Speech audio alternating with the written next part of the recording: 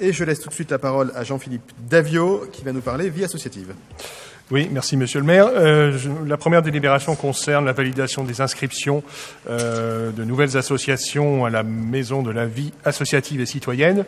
Nous en avons 15 pour ce conseil, 4 dans le domaine des arts et de la culture, 2 dans le domaine des sports et loisirs, 2 dans le domaine de l'éducation de l'enfance et de la jeunesse, 4 dans le domaine de la solidarité et de la lutte contre l'exclusion, et 1 dans le domaine de la défense des droits, 1 dans le domaine des relations internationales et pour terminer, 1 dans le domaine de l'aide aux associations. Je souligne l'intérêt de cette association qui s'appelle Groupement d'employeurs Professions, Sport et Loisirs, qui est située juste à côté et qui apporte une solution très intéressante pour beaucoup d'associations qui n'ont pas de quoi salarier à temps complet des personnels et qui, par ce groupement d'employeurs très spécifique au milieu associatif, peuvent trouver des solutions, notamment pour tout ce qui concerne les postes administratifs, mais pas uniquement, ça peut être aussi des éducateurs sportifs ou autres. Voilà, c'est une vraie plus-value pour l'arrondissement d'avoir cette association parmi nous.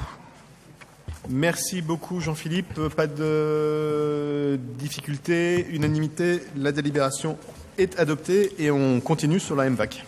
Oui, absolument. Vous le savez que dans l'évolution des missions de la Maison de la vie associative et citoyenne et donc dans le règlement intérieur nouvelle formule, il est prévu que les associations puissent avoir recours aux salles de cette Maison de la vie associative en dehors des heures classiques d'ouverture par le biais de la remise de clés. Et cette utilisation spécifique en dehors des heures habituelles nécessite évidemment la signature d'une convention spécifique entre le maire du 18e et les associations qui pourront profiter de cette opportunité.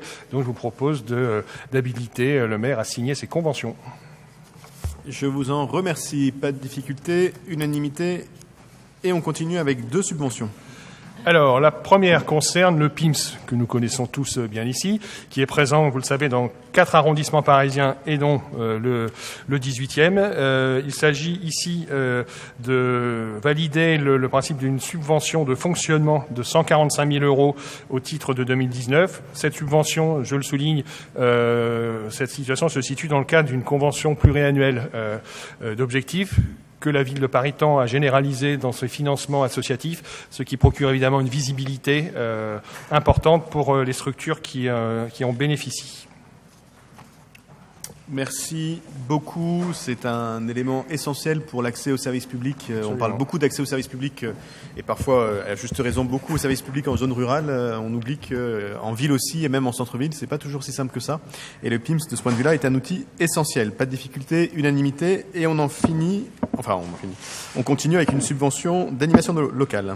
Absolument. Pour 2 structures du 18e, l'école normale sociale pour un montant de 3 000 € et ça vise notamment son rôle dans l'animation du local Queneau, un local qui bénéficie aux associations et aux habitants de la résidence Queneau. Et donc c'est cette structure maintenant qui va en assurer la gestion.